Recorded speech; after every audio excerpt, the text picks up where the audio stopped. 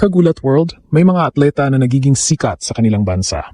Mayroon ding ilan na nakakakuha ng respeto sa kanilang rehiyon. Ngunit napakabihira ng isang atleta na kayang makuha ang atensyon ng buong mundo. At ngayon, yon mismo ang nangyayari kay Alexandra Ayala. Sa loob lamang ng ilang taon, mula sa pagiging junior standout, unti-unti siyang naging isa sa mga pinag-uusapang batang manlalaro sa international tennis. Ang dating pangarap na magkaroon ng Pilipinas ng isang globally recognized tennis star ay nagiging realidad sa harap mismo ng ating mga mata. Hindi ito nangyari ng biglaan.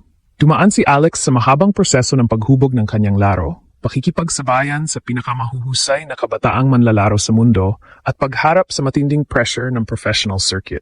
Ngunit sa bawat hamon, lalo lamang siyang naging matatag.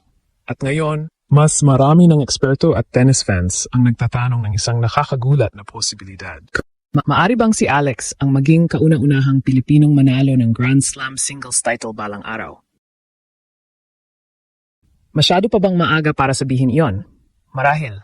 Ngunit kapag tiningnan ang kanyang edad, mabilis na pag-angat, kalidad ng kanyang laro at kakayahang makipagsabayan sa mga elite players, hindi na ito mukhang imposibleng pangarap. Sa katunayan, maaring nagsisimula pa lamang ang tunay na kuwento. Habang patuloy siyang umaakyat sa world rankings at lumalakas ang kanyang pangalan sa pinakamalaking torneo sa mundo, isang bagay ang malinaw. Si Alex ay hindi na lamang pag-asa ng Philippine tennis. Siya ay nagiging simbolo ng bagong panahon ng Filipino excellence sa world sports. Kung babalikan natin ang kasaysayan ng Philippine tennis, maraming mahusay na manlalaro ang nagbigay ng karangalan sa bansa. Ngunit walang Pilipinong nakarating sa antas ng global recognition na kasalukuyang tinatamasa ni Alex. Ito ang dahilan kung bakit espesyal ang kanyang pag-angat. Sa modernong panahon ng tennis, napakahirap makapasok sa pinakamataas na antas ng kompetisyon. Dominado ng mga bansang may malalaking tennis programs, world-class facilities at dekada ng tradisyon ang sport. Kaya naman para sa isang batang Pilipina na makapasok sa usapan ng international tennis media, isa na agad itong pambihirang tagumpay. Ngunit hindi doon nagtapos si Alex. Habang lumalakas ang kanyang karanasan sa professional tour, mas lumalawak din ang kanyang kumpiyansa laban sa malalaking pangalan. Ang dating tingin sa kanya bilang promising prospect ay unti-unti nang napapalitan ng mas seryosong pagkilala bilang isang tunay na contender sa hinaharap. At dito nagsisimulang maging kapana-panabik ang usapan. Kapag pinag-aaralan ng mga tennis analysts ang mga susunod na potensyal na Grand Slam champions, may ilang katangiang madalas nilang hinahanap. Una, elite-level talent. Ikalawa, mental toughness. Ikatlo, kakayahang mag-adjust sa iba't ibang playing surfaces. At ikaapat, patuloy na pag-unlad habang bata pa.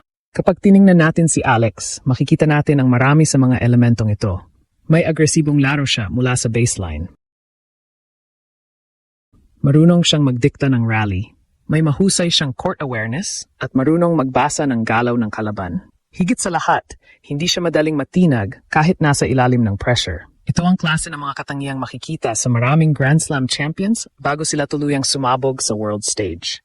Ngunit may isa pang bagay na lalong nagbibigay ng pag-asa sa kanyang mga taga-suporta. Edad.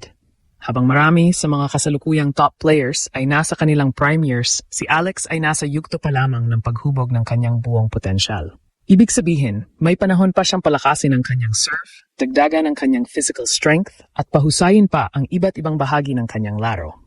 At kung magpapatuloy ang kasalukuyang trajectory na ito, maaring ang mga tagumpay na nakikita natin ngayon ay simula pa lamang ng mas malaking kuwento. Dahil minsan sa sports, may mga atleta na hindi mo agad nakikilala bilang future superstar. Hanggang sa isang araw, mapapansin mo na lamang na nasa tuktok na sila.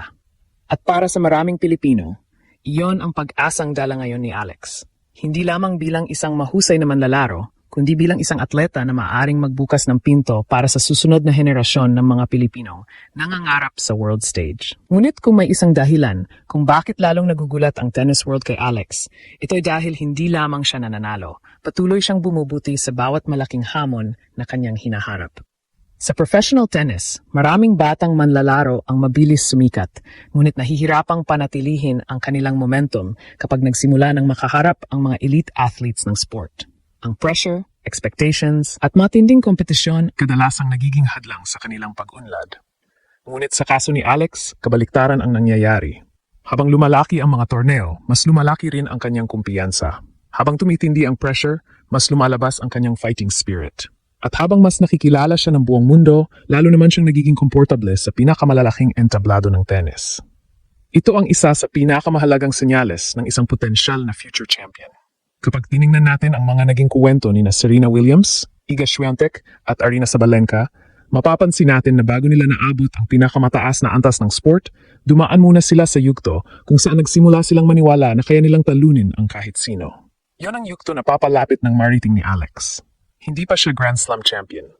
Hindi pa siya world number 1. Ngunit ang mahalaga ay nagsisimula ng mabuo ang pundasyon ng isang manlalarong may kakayahang makarating sa antas na iyon. At dito, nagiging napakalaking bagay ang kanyang epekto sa Pilipinas.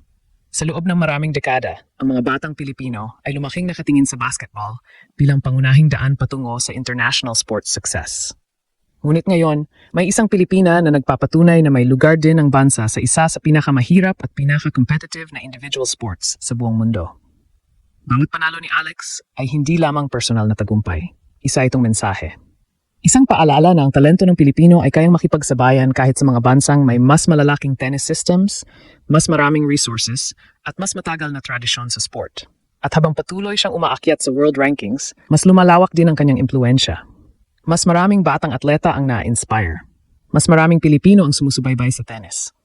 Mas maraming international observers ang nagsisimulang seryosohin ang Pilipinas bilang bansang may kakayahang mag-produce ng world-class talent. Kaya naman kapag tinatanong kung maaari bang maging Grand Slam champion si Alex balang araw, walang sinuman ang makapagbibigay ng tiyak na sagot. Napakahirap manalo ng Grand Slam. Napakaraming hadlang ang kailangang lampasan. Napakaraming elite players ang kailangang talunin. Ngunit isang bagay ang sigurado. Ang tanong na iyan ay hindi na mukhang imposible. Sa unang pagkakataon sa kasaysayan ng Philippine tennis, may isang Pilipinang atleta na nagbigay sa buong mundo ng dahilan upang maniwala ng isang Grand Slam title ay hindi na lamang pangarap, kundi isang tunay na posibilidad sa hinaharap. Sa huli, masyado pang maaga upang tawagin si Alex na future Grand Slam champion. Marami pa siyang laban na haharapin, maraming karanasan ang kailangan niyang makuha, at marami pang world-class opponents ang kailangang malampasan.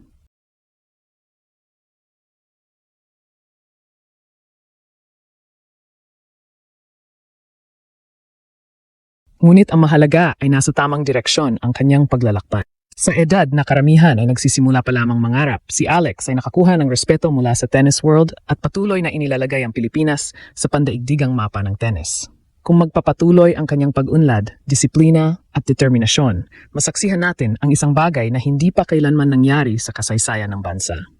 At kung dumating ang araw na iyon, hindi lamang si Alex ang magtatagumpay, kundi ang buong Pilipinas na matagal nang naghihintay ng isang global tennis superstar.